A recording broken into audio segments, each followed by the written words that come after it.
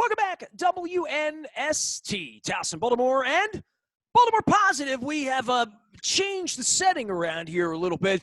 We're going to have some fun with these backgrounds. If you're watching that on our WNSTV channel, sharing, Zooming, chatting, radioing, podcasting, and, of course, all of it portaled out at Baltimore Positive. All of it brought to you by our friends at Liberty Pure. I now can, hold up the products, but if I hold them into the green screen, they disappear, but it's awesome. Liberty Pure, 1-800-CLEAN-WATER. They're local. They'll come out, take great care of you if you got well water, if you have any water needs, and, of course, bringing fresh water to you as well. Our friends at Pizza John's delivering the pizza and now crab cakes.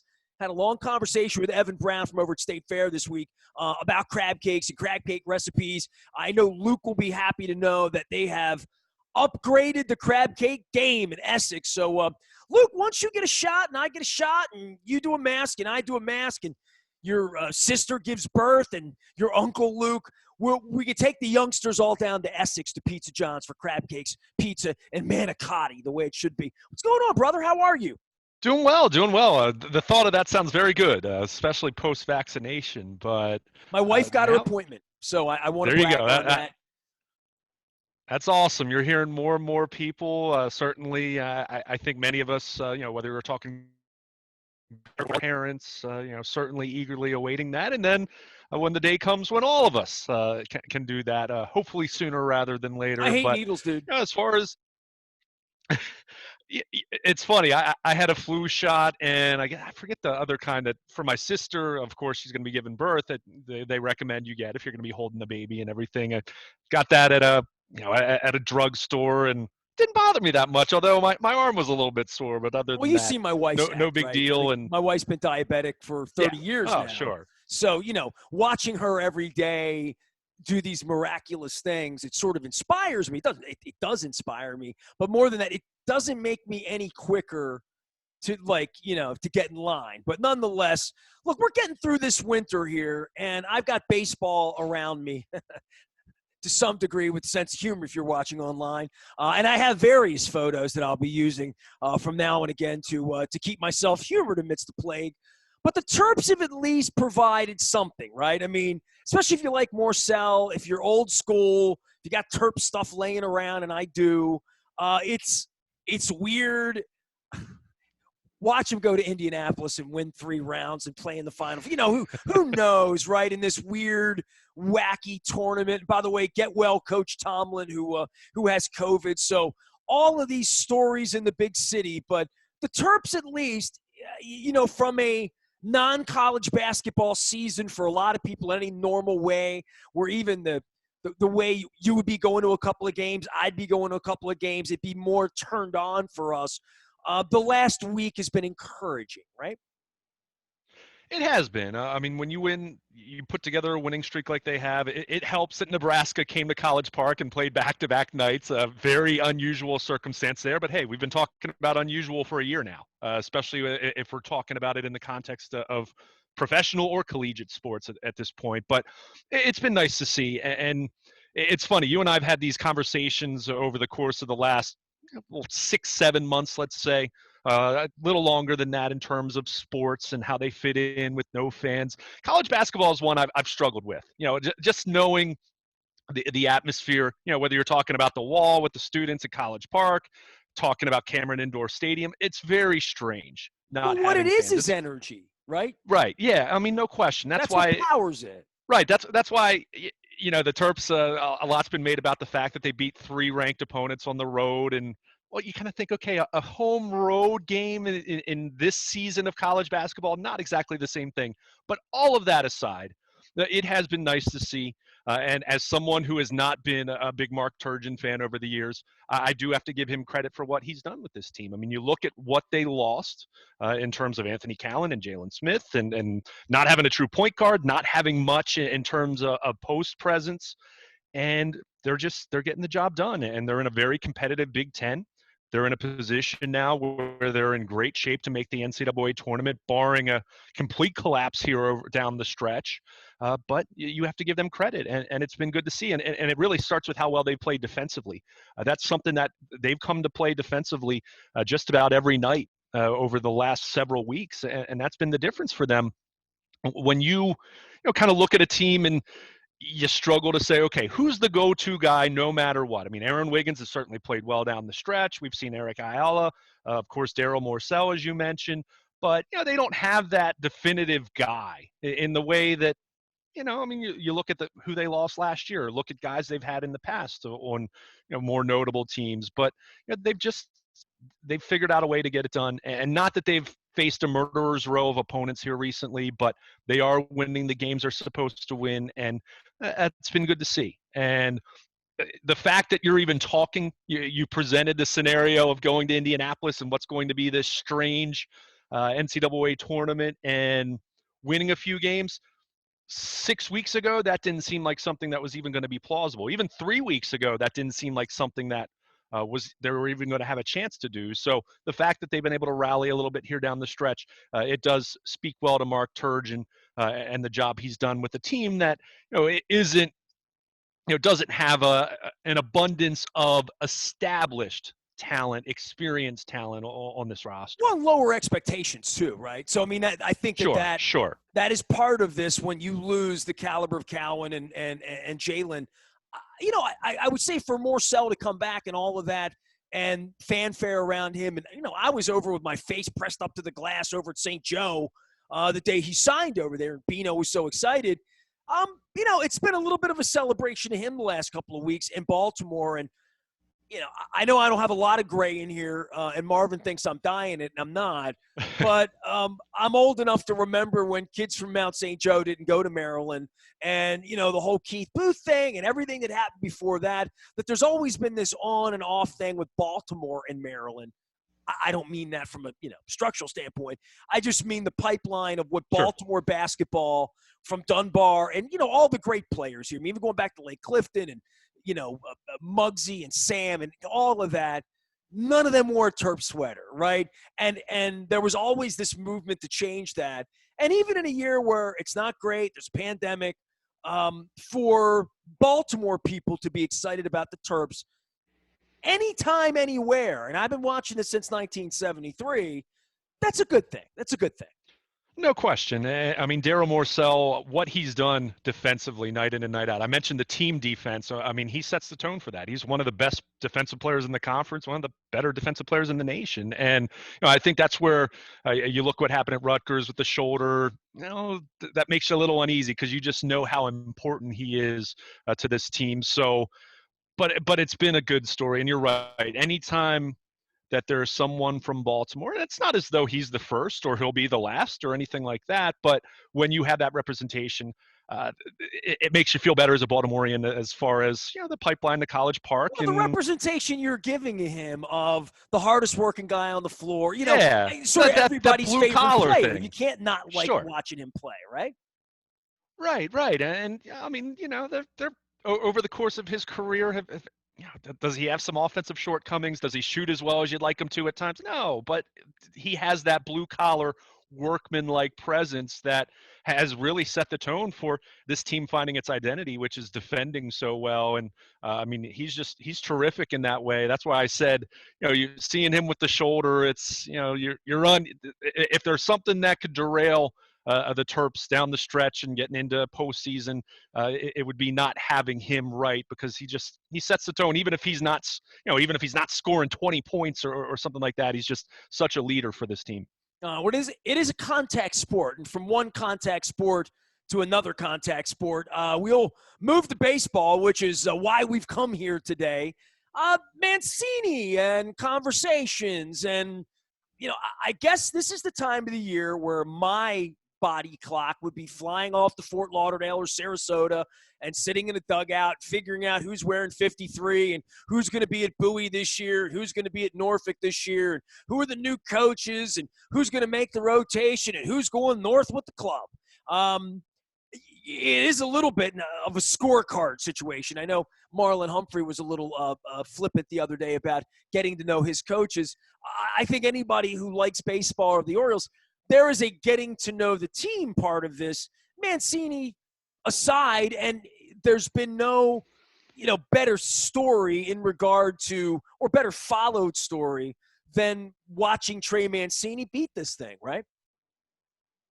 No question. And I think what makes it even more special than it already is, I mean, anytime, we think back to Eric Davis in 1997 with the Orioles colon cancer and coming back and playing at the end of the season, hitting a home run in Cleveland in the ALCS. So, you think about that from an Orioles context, but I mean, think about the timing of this. When Trey Mancini, quote unquote, went away, as far as having a procedure, there was a lot of, silence and wanting to respect his privacy early on. From talking to people in the organization, you wouldn't get a direct answer, but you got the sense that, hey, this is serious. This isn't appendicitis, and he's going to be down for a couple weeks and he's coming back. That there was definitely a cause for concern, and thinking about how that happened really as the shutdown happened and as COVID-19 and the coronavirus and the pandemic became a reality, to think, how so many people have gone through so many struggles in that way, obviously, that we can't even begin to imagine in many cases. But for Trey Mancini, who, and we think of these pro athletes as, these Greek gods, right? These machines, these guys that are just extraordinary athletes. And it's something that really humanizes, because you think of someone, it's not in terms of a torn ACL or a shoulder injury or something of that Well, this is nature. a guy's Cancer, young and strong and bright yeah, and, right. a 28 years old, positive right? guy in baseball. Right. And to go through stage 3 colon cancer, I mean, that's scary. I mean, I don't need to tell you that with what you and Jen have gone through over these last several years. But now to see him come out on the other end of that, he finished treatment in late September. He took about a month off before he got into kind of a regular off season. He started working out and swinging and doing baseball activity in late October. And him talking to the media earlier this week via Zoom, he kind of had a normal baseball offseason, and he said he feels great. He's 100%. Brandon Hyde has already said that he's going to be full go. There's no limitations for him in terms of spring training.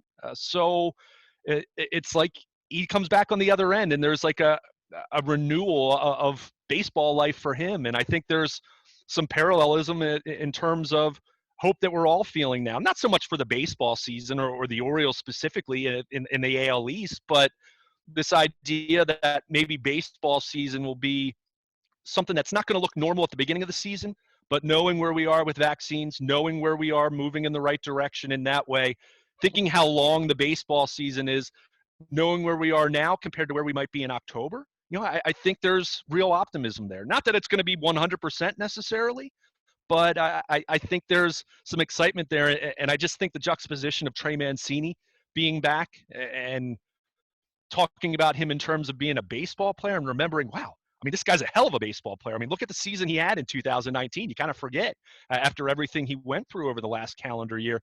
I think there's an extra feel-good element story that I think we all need. As much as I've really appreciated the fact that we've been able to have a football season, the fact that we've been able to have sports in some capacity. It hasn't been perfect, but it's been pulled off pretty darn well compared to what we might have thought. Talking about this 9 or 10 months ago, but we all want normalcy to return, and I think we're starting to see slowly but surely the light at the end of the tunnel. And now seeing Trey Mancini back talking on a Zoom, talking about his swing, talking about baseball again. I just think that's really exciting, and regardless of the low expectations for the club, the idea of Trey Mancini being out there on opening day, I mean, that's something that if that can't bring a smile to your face, then I don't know what's going to, because, we know what kind of guy he is, what kind of player he is, and what he's gone through over the last year. And, it's neat to see him on the other side or on the other end of this thing now, knowing what he's endured over the last 11 months. Well, he's going to be everybody's favorite Oriole. Yeah. And, there's a part for me, because I've talked a lot of baseball this last week. You can go up and hear Maury Brown. Alan McCallum and I are chasing it around. Don Moeller and I have talked a little baseball around here as well. So we're going to warm back up into all of that and who the players are and who's on the field. But there is this point where I feel like we're all going to have an opportunity to go stand out in the outfield at least and walk in and go to a ball game if you want to this year. Right. That's going to be made available. I don't know on what night or where or who. I know the team's going to suck. Who knows what they're going to give away or whatever, or whatever the reason would be for you to go to the ballpark on any given night. But there is a feeling for me that the lights are going to go on out the window, and you're going to come downtown 50 or 60 times, and there'll be some games, and they won't win a lot of them, but there's going to be games, and there's going to be that to do while I'm figuring out how to eat crab cakes all summer long. Yeah, and again, that's what I was talking about as far as baseball season. And I guess you could have maybe said this about hockey in the NBA, starting a new season, obviously the start being pushed back. But, I think this is the first, it's not normal, but trying to be normal in terms of 162 games, a regular start. Just thinking where we are at the beginning of the season, where we are in spring training now, which they're still doing testing. They're still doing the protocols and things that they did last year. That's obvious, and that's going to continue at least indefinitely. But there is a thought that we get into the summer, we get into the fall, and things are going to be markedly better. And I think, there's certainly talk. I mean, they're having partial capacity down at Ed Smith Stadium in Sarasota. There's talk about Camden Yards, and we'll see how that plays out. Certainly not going to be 46,000, which here's where people will insert the jokes. Well, how many people are coming out to see the Orioles anyway? But the sheer opportunity to be able to go if you want to. And look, that's not going to be everyone right now. And that a lot of people will prefer to stay away, and that's totally fine And too. at what price? Right, exactly. I mean, there are a lot of factors that are at work there. Again, this isn't going to be a light switch kind of situation where we go back to normal and everything's fine. It's going to be a more gradual process. But just the sheer thought of having the opportunity to do that, I think is exciting. Whether you're going to partake or not, the fact that there'll be a couple thousand people in the ballpark, at some point, whether it's opening day, whether it's May, whether it's June, whatever it is, that's coming. That's exciting. And for the club itself, look, they're still very much in a rebuilding process. We understand that. That's very obvious when you see fan graphs 0.0%. Well, what is your expectation with the 0.0? We can all punchline that. What do you give me a blue sky for what a perfect year would look like for them? I mean, we know it's never going to be that. Right. And it's still, I'm still not in the win-loss mode at this point. I still think you're looking on individual basis. That's why, I mean, even last year, Ryan Mountcastle comes up in August, and he looked like a legitimate middle-of-the-order hitter. And look, that was 6 weeks. I understand that, but this is a guy who's hit at every level and showed a little more plate discipline, showed some solid capability in left field, which his defensive position's been a big question. We saw Dean Kramer and Keegan Aiken in September make some starts and miss bats and do a nice job in that way. So there are going to be more guys coming this year. I expect we're going to see Yusniel Diaz finally, who was, of course, the centerpiece in the Manny Machado trade. I don't think I remember him. Yeah, yes. We won't see him on opening day, but I would expect we're going to see him, assuming he stays healthy, which kind of has been the rub on him. He's had hamstring and quad issues the last couple minor league seasons, but I would expect seeing him in the summer. I think there's a good chance we see, Zach Lowther and a couple other minor league pitchers coming up. Not necessarily Grayson Rodriguez and DL Hall, who are the top pitching prospects they have, but kind of that next tier. You'll see some of those guys, I think, as the year goes on. I mean, you're looking to some of these young guys to continue to progress. Trey Mancini is going to be 29. He's not really in that group. But what does Rutschman's year have to look like to make you happy? On the backside of the era of, it's amazing. I was looking through old pictures. I found that Matt Wieters picture. Like the first night he played, he got the big hit. There was a rainbow over the warehouse, this warehouse. Long gone, right? But, I remember walking around the harbor with my wife that night at 6:30, wondering whether he was going to go back into the draft. And it was all of that long gone. Right. The Rutschman curve, I mean, Matt Wieters wasn't good enough, right? Like, I mean, what it was and what the draft pick was, he was good. It was fine, but it wasn't Johnny Bench. Yeah. It wasn't Joe Mauer, whatever you want to call it. What does he need Mauer to do? with power, right? Yeah, Mauer with power. Well, I think what's interesting about Rutschman is, first of all, I think based on everything you hear, everything you know, watching him in college, listening to the experts, I don't think there's any reason to think that he couldn't be a major leaguer at some point this year. I mean, he's not going north with the club for opening day. I think that's clear. One thing we do have to remember, as polished as he was coming out of college, he doesn't have many minor league at bats because of what happened last year. Now, he was at the alternate site in Bowie, and they simulated as much as possible. And I'm really intrigued to see the prospects that were at Bowie last year in this kind of development by concentrate methodology that they had, where these guys are doing, truncated sim games and getting a lot of at bats, and pitchers are getting innings, but it's not your normal minor league schedule. Obviously, it's not normal games, but he's in on that group, and I think there's a good chance we'll see him at some point later in 2021. But I think at the same time, he has one partial season of minor league baseball. I mean, he doesn't have a whole lot of, quote, professional game experience. So he's going to start at a higher level, as he should, considering he was a polished collegiate player. But if we're talking in terms of in a vacuum, if service time and there was no pandemic and there was a normal minor league season last year, then I would say I absolutely expect him to be in the majors this year, and I'd be shocked if he isn't. But also acknowledging that, hey, this is this is still a young player who doesn't have a whole lot of professional game experience, so you'd like to see him get some of that. Not that he necessarily is going to need a ton of it, but I think you'll see that. And seeing him at the end of the summer, seeing him in September, that I'd love to see that. I certainly would hope he, at the very least, wherever he's playing in the minor leagues and whatever the minor league season looks like, we know it'll be pushed back a little bit, but you certainly want to see numbers that suggest, okay, we kind of know what's going on here, and every team does this, manipulating service time and things of that nature. But you want to see the numbers and production that justify, hey, this guy's one of the better You want to prospects see him we've seen. dominate, right? Yeah, Dominate, exactly. literally. Exactly.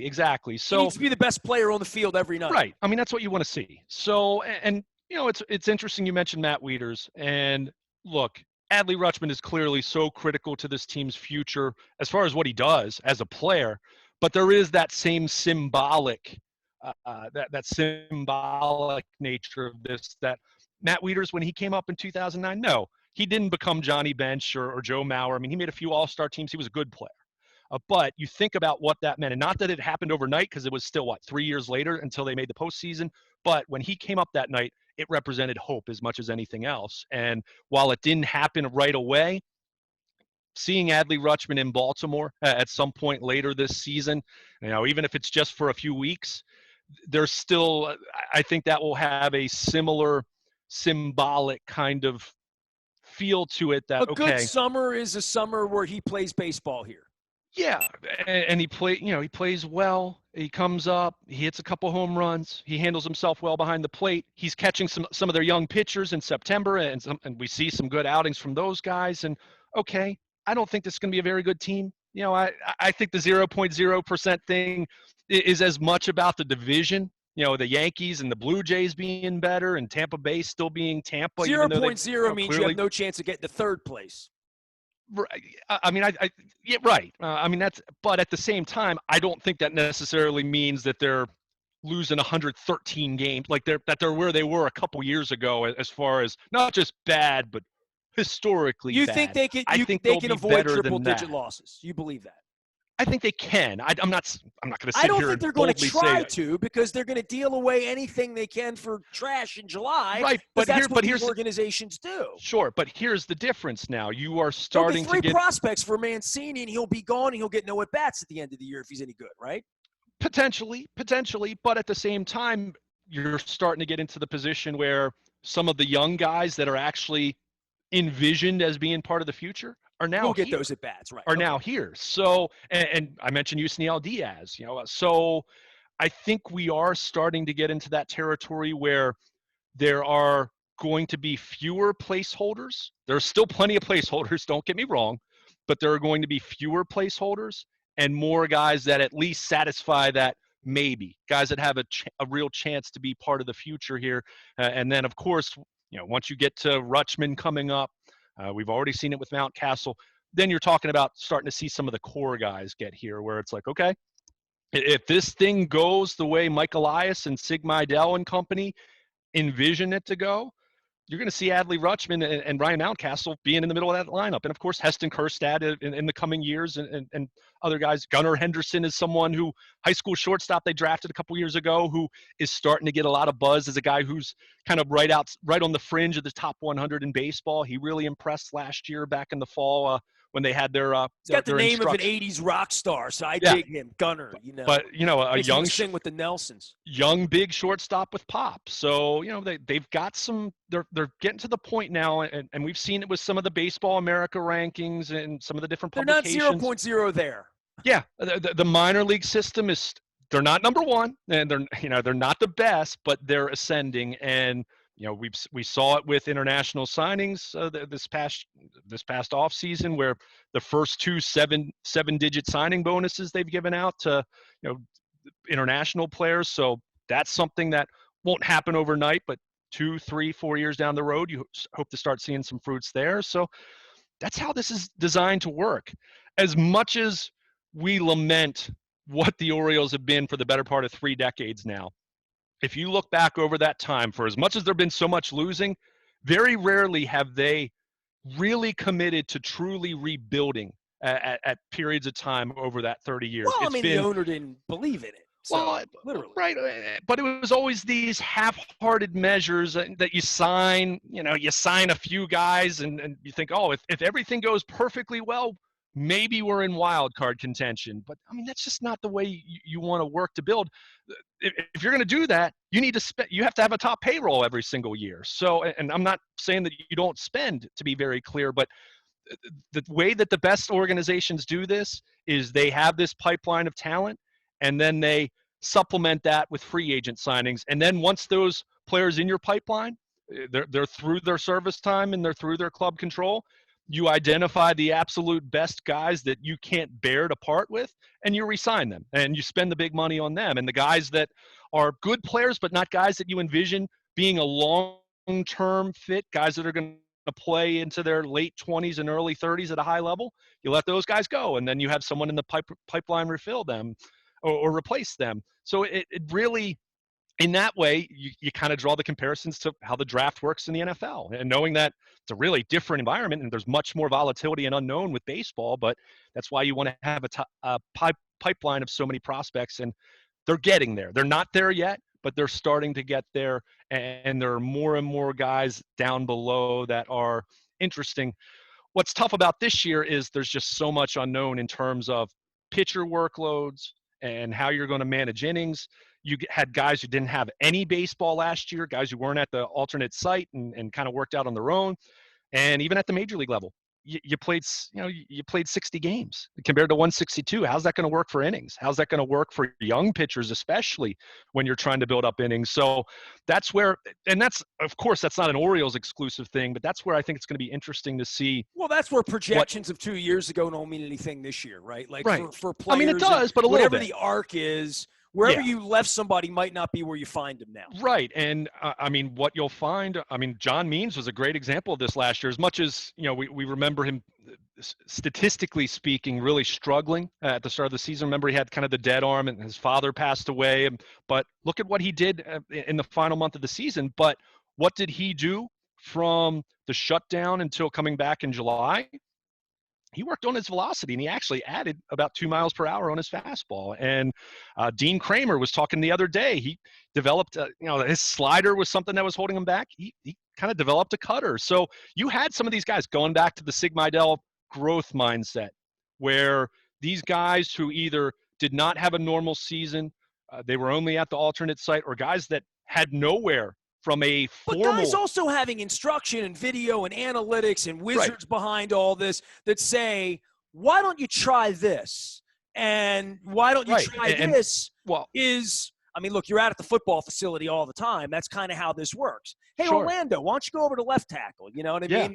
Then all hell breaks loose. But But that's the thing. You're going to have some guys that are going to surprise. And you know what? There'll probably be some guys on the other side that 3 years ago looked like they were going to become something, and maybe didn't work quite as hard during 2020. Maybe they didn't have the resources in terms of access to a field or someone to throw them batting practice. Because look, we know what the state of the country was at that point in time, and people trying to stay safe and whatnot. But it is going to be interesting to see what that looks like. That's why I kind of mentioned, at the Bowie site, how I called it development by concentrate, because it was such a focused, specific way of doing things rather than just playing 130 minor league games. It was a very different environment. So it'll be interesting to Well, are see they what going to that looks trust like. anybody to nerd all that up? Sig and Elias are probably, Yeah, they have some formula for this. right. Now, And whether it works or not, we'll find out, right? Right, and to be clear, all the minor leaguers who weren't at the Bowie site, they still had engagement. They had Zooms, they had talks, they had sports psychology, they had game theory, they had pitchers, working on grips, and they had the technology. So it's not as though guys weren't working, but certainly there wasn't as much supervision. And as I mentioned, it'll be fascinating to see who took advantage of that time to at least not fall behind, who took advantage of that time to the point where suddenly they're a better product than they were at this time a year ago.